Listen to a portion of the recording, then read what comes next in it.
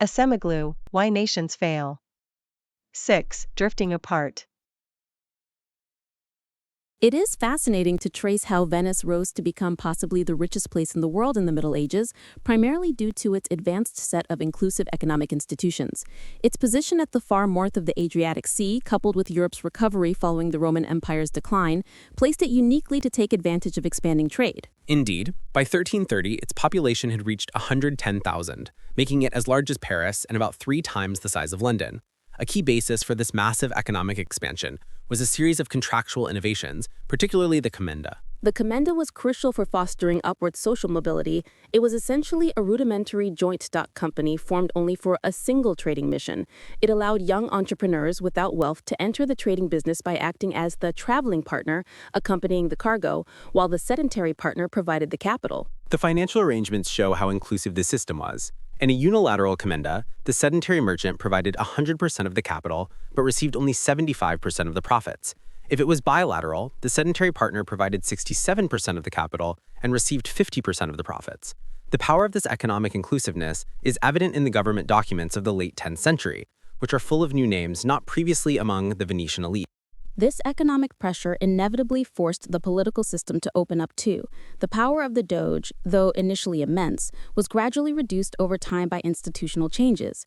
After 1032, the Doge had to be elected alongside a newly created ducal council designed to prevent him from acquiring absolute power. This system moved toward fully inclusive institutions and led to rapid financial innovation and the beginnings of modern banking.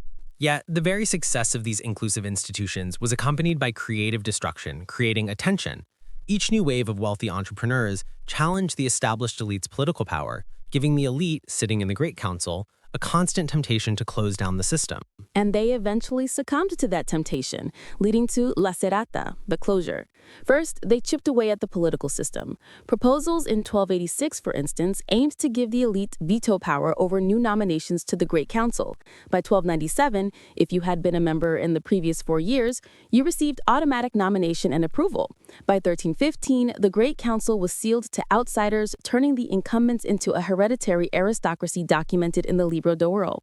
The political Serrata was quickly followed by an economic one. The Great Council banned the use of commenda contracts specifically because they benefited new merchants. The state began to nationalize long-distance trade, charging high taxes on individuals who wished to participate. The political Serrata was quickly followed by an economic one. The Great Council banned the use of commenda contracts, specifically because they benefited new merchants. The state began to nationalize long-distance trade, charging high taxes on individuals who wished to participate.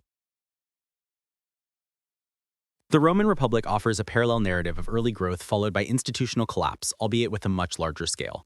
Rome's initial success, like Venice's, was based on institutions that were relatively inclusive for their time, featuring elected magistrates and a system of checks and balances that distributed power fairly widely.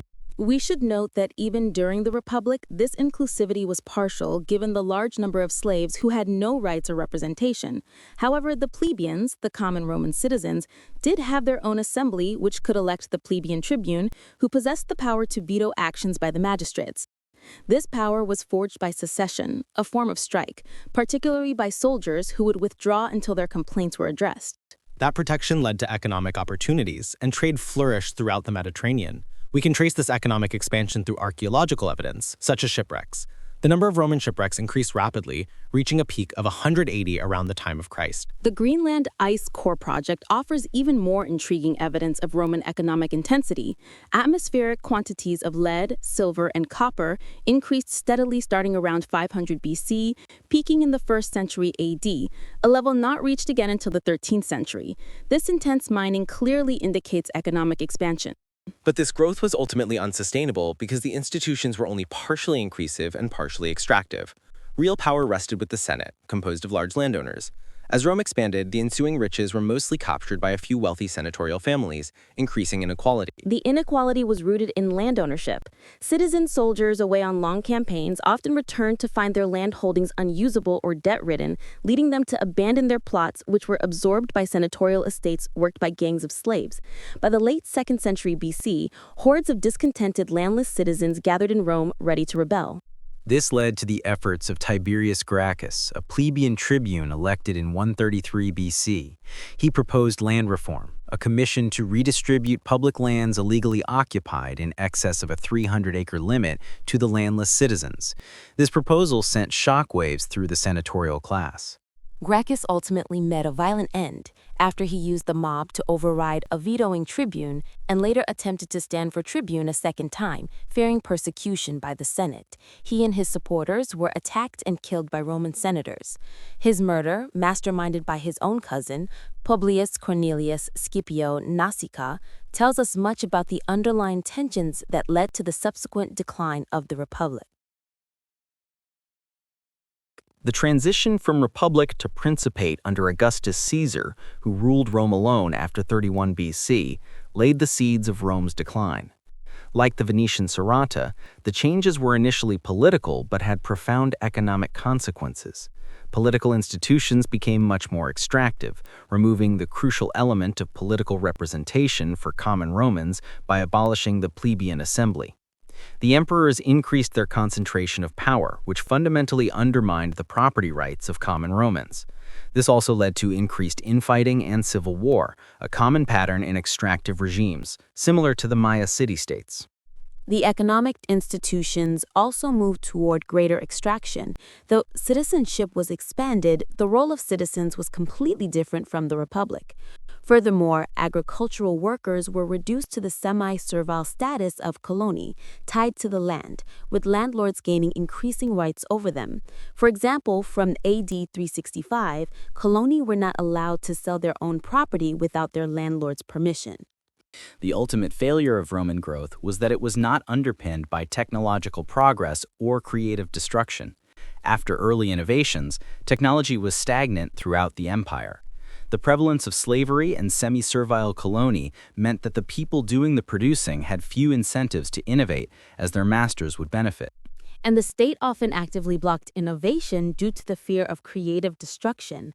Pliny the Elder tells the story of an inventor who brought unbreakable glass to Emperor Tiberius. Tiberius had the man killed, lest gold be reduced to the value of mud. A famous example of fearing the political consequences came under Emperor Vespasian. A man invented a device for transporting heavy columns to the capital at low cost. Vespasian refused to use it, declaring, "How will it be possible for me to feed the populace?" Moving columns provided jobs to keep the plebeians busy and pliant, complementing the bread and circuses.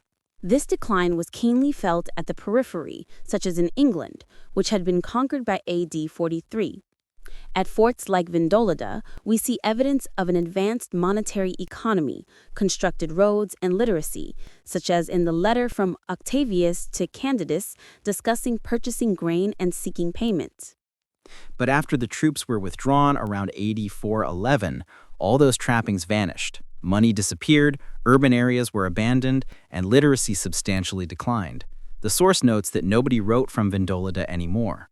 England experienced a complete economic collapse and became a poor backwater, suffering the most complete decline following the fall of the Western Roman Empire.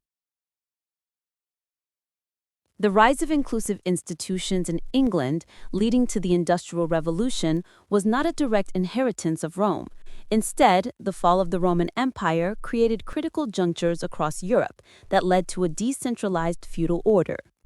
Feudal institutions, which relied on unfree, coerced labor, serfs, were obviously extractive, but the ensuing power vacuum allowed independent cities specializing in production and trade to flourish.